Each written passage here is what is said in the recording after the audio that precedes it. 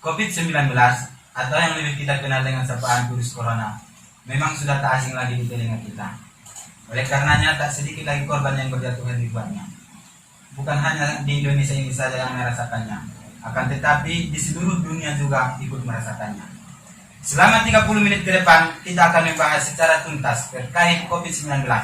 Dan pada kesempatan kali ini kami sudah mendatangkan narasumber kita, sahabat Jamiluddin Siregar SH, selaku Sekretaris PKC PMI Riau Kepri.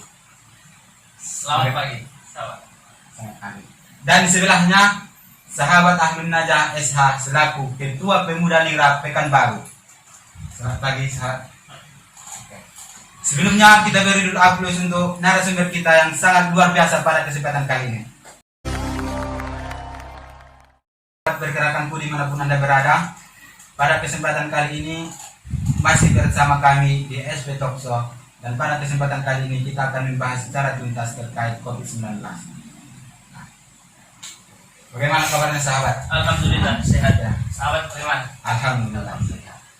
Gini nih sahabat, seperti yang kita ketahui saat ini di negara kita ini digencar-gencarkan dengan yang namanya wabah virus corona. Bagaimana tanggapan ataupun pandangan sahabat terkait virus corona yang melanda negeri kita ini? Oke, terima kasih sahabat moderator. Mengenai COVID-19 atau coronavirus yang saat ini melanda Indonesia khususnya dan dunia pada umumnya. Yang pertama, kita tentu turut prihatin atas musibah secara internasional ini. Kenapa? Karena begitu banyak korban berjatuhan, selain dari korban jiwa, bahkan korban sosial, korban ekonomi juga. Kenapa saya bilang begitu? Kita lihat saat ini kan, akibat virus corona yang sedang melanda dunia ini, kita semua aktivitas untuk sementara waktu stop atau dalam artian lockdown. Kita dianjurkan untuk work from house. Karena apa? Karena untuk mencegah penyebaran virus corona. Menurut saya ini sangat mengkhawatirkan, dan saya berharap kepada kita semua bahwa beradik untuk sama-sama membasmi ataupun menangkal penyebaran virus corona. Sementara itu saja dulu, mungkin ada sahabat kita dari kita. Ya, sahabat Ahmad Najah, bagaimana pandangannya terkait virus corona yang melanda negeri kita ini, bahkan di dunia ini juga terjadi yang namanya virus corona ini. Baik, memang COVID-19 atau corona bukan hanya di negara Indonesia saja, akan tapi seluruh dunia. Ya, ini adalah sebuah musibah, memang sangat-sangat berefek ke semuanya, baik dalam pemerintahan, justru kepada rakyat. Ya, tentunya di sini sebagai warga negara Indonesia kita ada namanya asas Pancasila. Isinya adalah kita diajarkan untuk persatuan Indonesia. Dalam hal ini kita harus menerapkan persatuan Indonesia, gotong royong bersama antara rakyat dengan pemerintah, pemerintah dengan rakyat, orang kaya dengan orang miskin orang kaya. Semuanya kita harus persatuan Indonesia. Saya yakin dengan mengamalkan persatuan Indonesia ini, ya wabah apapun dia, insya Allah itu semua akan ada solusinya. Ya, jadi COVID-19 yang sedang corona ini adalah sebuah wabah yang benar-benar sangat berefek ke seluruh, bukan hanya ekonomi saja, ya, tapi semuanya sosial, seperti yang dikatakan oleh sahabat sehingga kita Jamil tadi, ya, ini semua berefek semua. Jadi dalam COVID-19 corona ini adalah kita semua harus bersatu Indonesia, sama-sama gotong royong. Ya, untuk sementara itu. Menanggapi sahabat Ahmad Najah, tadi kan sahabat menyinggung tentang gotong royong, bahaya antara cakap orang miskin dengan orang yang kaya. Nah, gotong royong di sini dalam artian seperti apa, sahabat? Ya, gotong royong persatuan Indonesia adalah yang akan menimbulkan sebuah solidaritas. Seumpama ketika 19 sudah zona merah, tentunya pemerintah akan membuat sebuah kebijakan.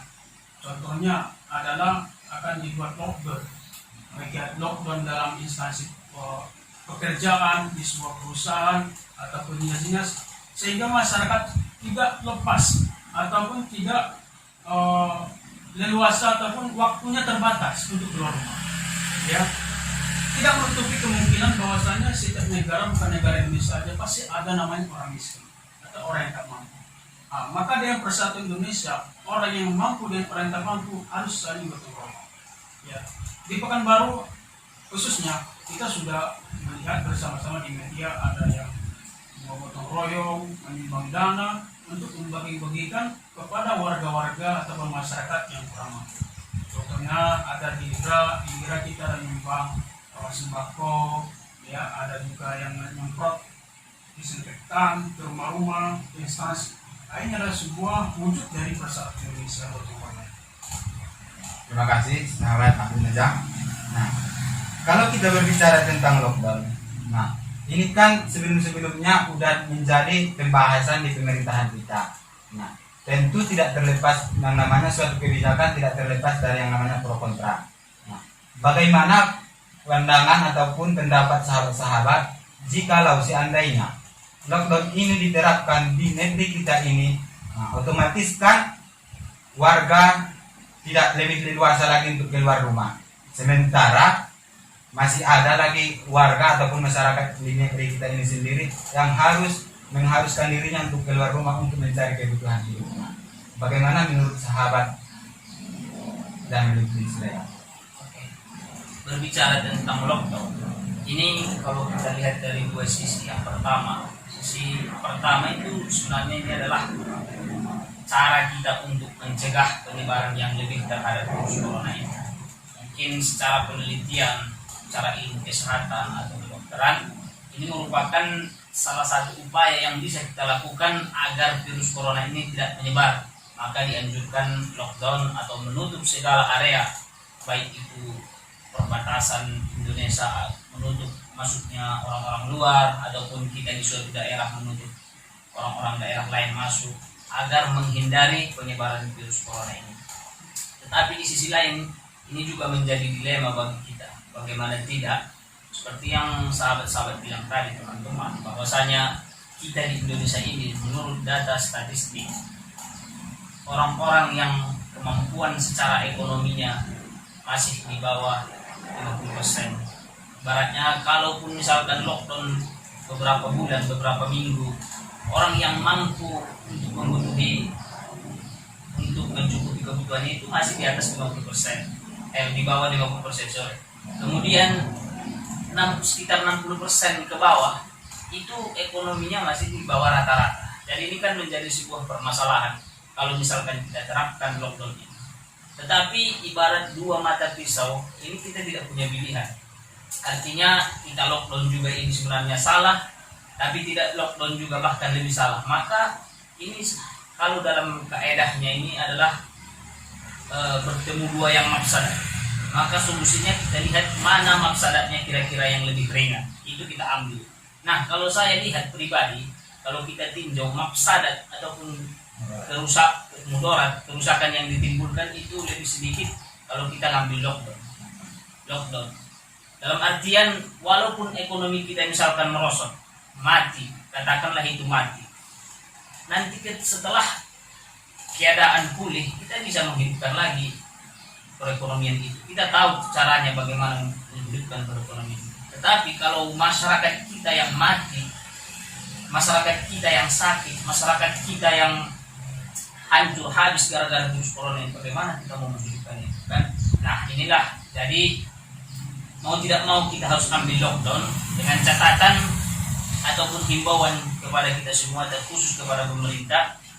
Kalau diambil solusi lockdown ini, kita harus memberikan apply ataupun supply terhadap saudara-saudara kita mungkin secara kebutuhan ekonomi yang masih di bawah rata-rata. Dalam artian kalau misalkan disuruh lockdown selama 1 bulan, untuk belanja 1 bulan itu pemerintah harus mensuplai begitu. Seperti yang sahabat dari Pemuda Dirata sampaikan, disinilah bentuk kerjasama kita selaku rakyat Indonesia, bentuk gotong royong kita selaku rakyat Indonesia. Orang-orang yang taraf ekonominya mampu, maka dia harus tergugah hatinya untuk memberikan kepada masyarakat yang secara ekonomi kurang mampu untuk memenuhi kebutuhannya selama lockdown ini. Maka bagi saya ini mau tidak mau pahit, memang ini pahit, kita harus ambil lockdown untuk mencegah penyebaran virus corona ini. Dan mudah-mudahan dengan solusi yang kita ambil ini, lockdown, virus corona cepat berakhir dan kita bisa kembali normal seperti semula. Terima kasih. Bagaimana tentang tanggapan sahabat Najah terkait lockdown ini? Apakah sahabat setuju dengan pandangan sahabat Jamiluddin Siregar atau ada pandangan lain? Bagaimana sahabat? Iya, seperti yang dikatakan tadi bahwasanya lockdown itu adalah bertujuan untuk penghambatan, ya, penghambatan untuk penyebaran virus ke daerah yang belum sampai virus seperti itu. Akan tetapi samping itu, seperti yang disampaikan tadi bahwasanya kita berbicara lockdown itu pemerintah siap atau tidak, itu yang pertama. Yang kedua, berbicara lockdown itu adalah rakyat itu sendiri siap atau tidak. Nah, kalau seandainya pemerintah siap dan rakyat tidak siap, maka pemerintah harus mencarikan solusi. Contohnya, rakyat tidak siap dikarenakan ekonomi, sedangkan pemerintah siap. Nah, maka pemerintah harus membuat kebijakan bahwasanya setiap orang kaya, ya, harus membantu orang yang tidak mampu. Saya rasa kalau diterapkan dengan itu, maka lockdown itu tidak ada masalah. Maka orang rakyat yang tidak mampu ini akan terbantu. Di sini oleh persatuan Indonesia itu, ya, nah, tak masalah kalau mau lockdown, tak masalah. Ya, karena kalau kita berbicara di samping agama juga, itu ada la diroro wala diroro. Jangan saling memudaratkan. Ya, kita yang membawa mudarat cukup untuk kita saja. Jangan kita membawa mudarat itu kepada orang lain, tidak boleh. Nah, jadi kalau seandainya memang untuk membawa lockdown, maka pemerintah siap, rakyat siap. Nah, seandainya rakyat tidak siap, maka pemerintah harus membuat solusi. Solusinya apa? Ya, diterapkan bahwasanya semua orang kaya harus wajib membantu orang yang tidak mampu. Nah, saya rasa kalau dibuat terapan seperti ini tidak ada masalah, baik-baik saja seperti itu. Sedikit menanggapi sahabat Najah. Nah, tadi kan sahabat menyinggung tentang siap atau tidak siapnya baik itu negara ataupun masyarakat sendiri. Nah, bagaimana tentang tanggapan sahabat sendiri? Apakah negara ataupun pemerintah sudah siap? Dalam artian kata sudah siap memberikan sumbangan ataupun moring kepada masyarakat. Iya, kalau kita melihat dari beberapa kebijakan dari beberapa daerah, ya ada yang kemarin ada di Jawa Tengah juga, satu kabupaten menerapkan lockdown, itu cuma sebentar saja. Setelah itu dibuka lagi lockdown. Artinya apa? Memang hampir seluruhnya tidak siap untuk melaksanakan lockdown. Karena apa? Dikarenakan terhadap rakyat yang di bawah. Ya, tapi seperti yang saya bilang tadi, seandainya setiap kepala daerah atau pemerintah membuat sebuah himbauan ataupun dia semacam apalah peraturan bahwasanya orang kaya yang terdata wajib membantu orang yang tak mampu. Nah, saya rasa selesai barang itu, tidak ada resah, tidak ada. Kalau hanya untuk kebutuhan satu bulan berapa lah, 3 juta sampai 5 juta. Satu orang kaya bisa memberikan kebutuhan 10 orang. Nah, saya rasa selesai. Tidak ada masalah. Keresahan dan kesiapan masyarakat pasti siap. Seperti itu. Oke, terima kasih kepada sahabat Ahli Najah. Nah, baiklah, tadi kita sudah tinjau dari segi lockdown ataupun solusi dari pemerintah terkait COVID-19 di negeri kita ini. Sekarang kita berbicara tentang kesiapan tim medis. Nah, bagaimana tanggapan sahabat-sahabat terkait kesiapan tim medis di negeri kita ini? Apakah menurut sahabat-sahabat tim medis di negeri kita ini sudah siap dalam menyikapi ataupun menangani COVID-19 di negeri kita ini? Sahabat Ahli Najah? Iya, baik. Berbicara tentang tim medis, tentunya di dalam Menteri Kesehatan sudah sesuai dengan undang-undang, baik ya di dalam APD, alat perlengkapan diri, ya. Jadi yang sangat dikhawatirkan itu adalah yang sampai saat sekarang ini ada beberapa daerah memang di sebuah perbatasan yang diadakan posko itu memang adalah kurang dari prihatin pemerintah. Contohnya baru saja di kampung saya itu adalah salah satu perbatasan 2 kabupaten, dan poskonya itu adalah di kampung saya. Kampungnya adalah Seheping, itu ada perbatasan penyambungan sama Padang Sidikot. Di situ ada Polri, ada polisi, ya, pihak Polri, dan ada TNI, dan ada pihak kesehatan juga. Di situ memang seharusnya pemerintah harus memberi perhatian, baik dalam segi alat, ya. Tapi kabarnya adalah salah satu anggota DPR yang meninjau ke sana itu bahwasanya sedangkan untuk alat mereka saja kurang sangat diperhatikan, ya. Maka dari ini memang pemerintah daerah atau pemerintah pusat, ya, seharusnya harus memberi perhatian lagi, baiknya dalam tim medis, yang di tim posko perbatasan. Saya rasa relawan-relawan sudah banyak juga sampai sekarang, ya, harus lebih perhatian lagi. Kalau tidak, maka mudaratnya itu akan lebih banyak lagi. Masyarakat harus kita cintai, rakyat harus kita cintai. Tanpa ada masyarakat dan rakyat, maka pemerintah tidak ada. Terima kasih sahabat. Kemudian bagaimana pandangan tentang kesiapan tim medis menurut sahabat Jamiluddin? Terima kasih. Kalau kita berbicara tentang kesiapan tim medis, saya rasa siapapun manusianya, siapapun negara apapun itu tidak akan siap, ataupun dalam artian tidak akan mau sebenarnya menangani virus yang segala penyakitnya. Tapi kan ini mau tidak mau, suka tidak suka harus kita jalani, karena memang sudah menyerang negara kita khususnya.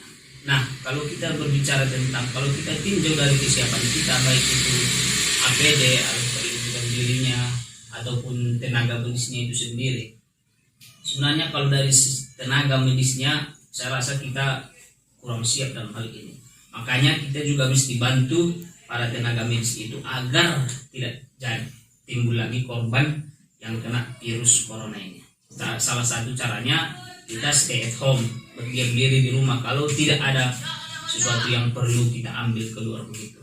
Kita ini bentuk bantuan kita sebagai rakyat biasa terhadap tim medis para khususnya yang menangani COVID-19 ini. Mengingat tenaga medis kita ini tidak seberapa jumlahnya dibanding masyarakat yang biasa begitu. Nah, kalau dari segi APD-nya, alat perlindungan dirinya, saya rasa kalau jauh-jauh hari ini kita siapkan, perhatian pemerintah terhadap ini serius begitu. Maksudnya ketika virus ini belum sampai ke Indonesia begitu kan, ketika ini masih di Wuhan, harusnya kita sudah menyiapkan perlengkapan peralatan medis begitu, sehingga ketika nanti virus ini sampai ke negara kita sudah punya alat begitu kan. Kalau saya rasa kalau dari membeli itu kita mampu, untuk membeli alat perlengkapan medis itu kita mampu, hanya saja kita telat dalam merespon virus COVID-19 ini. Kenapa saya katakan telat begitu? Kita ini mempersiapkan APD itu setelah virus masuk begitu kan. Sementara negara-negara ataupun orang-orang yang menjual APD ini, katakanlah itu misalkan kita beli ke Cina, sudah menetapkan lockdown. Orang-orang sudah tidak boleh lagi masuk begitu. Atau misalkan kita mau beli ke Amerika, mereka juga sudah menutup akses untuk warga negara yang ataupun negara-negara yang mau beli itu. Ada kemarin kita beli, alhamdulillah, saya dapat berita, kita juga mungkin teman-teman juga sudah tahu, kita beli alat APD ini ke Cina karena mereka di sana sudah mulai reda virus COVID-19 ini kan. Nah, ini mestinya jadi perhatian bagi kita ke depannya, terkhusus kepada pemerintah. Ketika menjalani ataupun menangani sebuah peristiwa ataupun semacam ini, kita harus memberikan perhatian lebih. Walaupun belum masuk ke negara kita sudah harus siapkan mental kita, baik itu dari segi medisnya, dari segi keuangan, kesiapan kita dan lain segala macam. Kita akan lebih baik mencegah begitu daripada sudah mengobati. Kalau sudah mengobati ya begini artinya keteteran. Kita mesti harus ambil contoh dari Italia, di mana di sana itu data setiap hari itu ratusan nyawa melayang. Kenapa?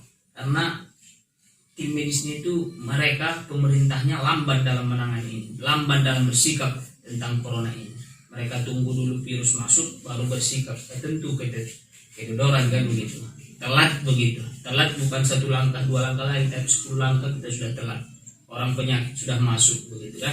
Nah, kalau bagi saya ini mesti harus kita jalani. Kalau berbicara siap tidak siap, kita harus siap dengan segala sesuatunya. Walaupun perlindungan APD itu masih kurang, misalkan tenaga medis kita juga masih kurang, tetapi kita harus siap. Nah, ini perlunya lagi kerjasama. Saya tekankan lagi, ini perlu kerjasama di antara kita seluruh warga Indonesia. Kita sebagai rakyat biasa, kita harus taati himbauan pemerintah stay at home itu, agar tenaga medis kita terbantu gitu. Bayangkan kalau misalkan kita keluyuran terus tiba-tiba kena 20 orang saja kita di Pekanbaru ini, saya rasa tenaga medis kita sudah kedodoran kan, 20 orang saja bayangkan. Nah, ini harus ada kerjasama yang baik antara pemerintah, tenaga medis dan juga kita selaku rakyat biasa untuk tetap bekerja sama menghadapi virus ini. Kemudian kepada pemerintah daerah, saya sepakat dengan sahabat Abdul Najah. Mungkin di daerah-daerah kampung-kampung yang belum tersentuh itu ya, saya rasa kalau untuk APD di sana bahkan tidak ada, tenaga medis pun mungkin tidak ada di sana, tidak siap mereka menangani ini untuk di kampung-kampung. Yang siap ini hanya di pusat perkotaan. Nah, itu himbauan kepada pemerintah daerah agar mendirikan ataupun membuat posko-posko di perbatasan daerah masuk tersebut untuk sekedar apabila ada warga yang masuk ke daerah tersebut dicek, dilakukan pengecekan apakah dia terinfeksi virus corona COVID-19 ini. Mungkin itu saja dari saya. Sekedar menanggapi sahabat Jamil. Oke, Tadi kan sahabat menyinggung tentang kita harus lebih baik mencegah daripada mengobati. Nah, yang jadi pertanyaannya, ketika pihak WHO mengingatkan kepada Indonesia bahwasanya Indonesia akan dimasuki ataupun terkena dengan yang namanya virus corona ini, akan tetapi Menteri Kesehatan dengan lantangnya ataupun dengan sepelenya dia mengatakan bahwasanya di negeri kita ini tidak bakalan terjadi ataupun tidak bakalan kena yang namanya virus corona. Bagaimana tentang tanggapan sahabat tentang tanggapan Menteri Kesehatan tersebut? Nah, ini yang saya katakan tadi. Kita kan sebenarnya tidak boleh jumawa begitu. Virus ini, penyakit ini kan tidak kasat mata, tidak bisa dilihat. Kalau misalkan penyakit itu bisa dilihat, bisa kita halau. Tapi kan ini masalahnya tidak bisa dilihat, jadi tidak bisa kita halau. Kalau memang betul ada statement Menteri Kesehatan seperti itu, kita sangat sayangkan begitu. Harusnya jauh-jauh hari ketika WHO sudah mengingatkan untuk seluruh dunia agar siaga terhadap virus ini, kita sudah harus siapkan begitu. Terserah itu nanti datang atau tidaknya virus itu ke Indonesia, yang jelas kita sudah siap secara mental, medis, dan ekonomi segala macam, kita harus siap. Jangan sampai ada statement-statement yang menjurus kepada kesombongan begitu. Sama seperti saya ambil contoh kasus misalkan, bagaimana kita di Indonesia ini BMKG ketika mengingatkan cuaca nanti akan datang tsunami segini jam segini. Itu kan semua yang diingatkan harus waspada. Terserah itu mau datang atau enggak tsunaminya, yang jelas kita sudah waspada. Kita sudah mengungsi misalkan. Itu menurut saya yang harus dicontoh begitu. Kalau sudah ada peringatan dari organisasi kesehatan dunia untuk siaga, mestinya kita taati, kita harus siaga begitu. Terserah itu virus mau masuk ke kita atau tidak. Kalau masuk berarti kita sudah siap mental. Kalau tidak masuk virusnya, alhamdulillah kan begitu. Jangan sampai ada statement-statement yang seperti itu menurut saya. Itu sangat tidak sayangkan menurut saya. Demikian. Bagaimana menurut sahabat Ahli Najah terkait statement Menteri Kesehatan tersebut? Ya, kita sebenarnya Menteri Kesehatan sana yang betul dia berbicara seperti itu, kita nggak tahu apa analisanya ya. Ya mungkin karena ada suatu analisa mungkin sehingga dia mengeluarkan statement seperti itu. Kan tetapi untuk kita semua, karena ini adalah sudah berlalu ya, dan sudah tiba virus corona di Indonesia, tentunya kita sama-sama semua kerjasama lah. Seperti orang Jepang, negara Jepang sampai sekarang ini aman-aman saja dari virus corona. Kenapa? Karena memang mereka hidup kebiasaan mereka adalah hidup disiplin semua. ketika ada orang yang sakit batuk bersin aja, sebelum virus corona ini mereka sudah terbiasa budayanya memakai masker seperti itu. Sudah terbiasa mereka. Ya. Jadi kesemuanya kita ini semua agar sama-sama kerjasama lah. Ya, dan kerjasama ini yakin bahwasannya virus corona ini cepat selesai. Pasti. Ya.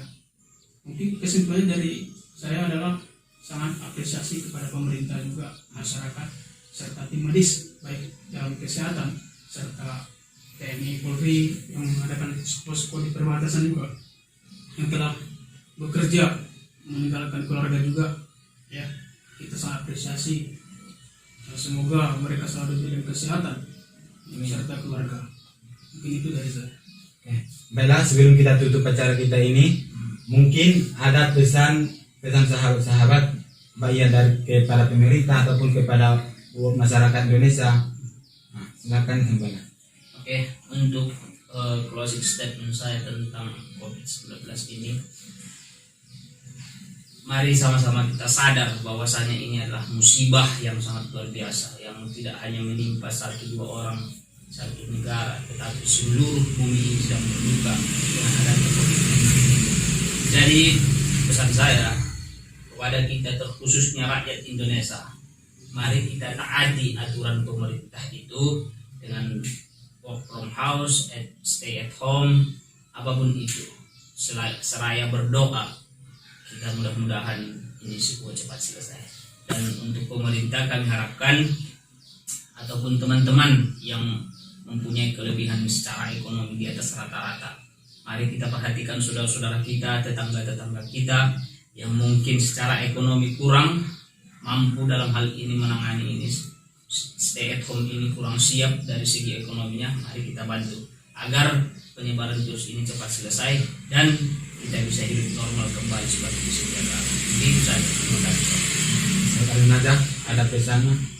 Ya, sama bahwasanya kita sama-sama menerapkan asas Pancasila, Persatuan Indonesia mari kita terapkan. Saling-saling kita memahami antara pemerintah, masyarakat, orang yang mampu dan orang yang tak mampu. Bahwasanya COVID-19 ini adalah bukan sebuah virus yang harus kita sepelekan, tapi ini adalah virus yang serius sehingga mengancam jiwa bagi orang yang kena virus. Jadi kesemuanya kita adalah masyarakat tentunya. Mari kita taati himbauan pemerintah. Saya rasa bukan pemerintah saja yang memberikan himbauan, bahkan ada lagi ormas seluruh agama yang ada di Indonesia sudah mengeluarkan semua himbauan agar stay at home, ya, untuk tetap di rumah agar tidak terjadi la dirora wala dirora. Kita yang membawa mudarat lalu membawakan kemudaratan kepada orang lain, seperti itu. Terima kasih kepada sahabat-sahabat yang telah meluangkan waktunya hadir ke SP Talk Show ini. Sama-sama. Sekali lagi kami ucapkan terima kasih. Baiklah sahabat-sahabat pergerakanku dimanapun Anda berada, demikianlah acara SP Talk Show kita pada kesempatan kali ini. Mudah-mudahan untuk kedepannya kita harus lebih berhati-hati dalam menyikapi virus corona ini. Sekian dari kami. Wassalamualaikum warahmatullahi wabarakatuh.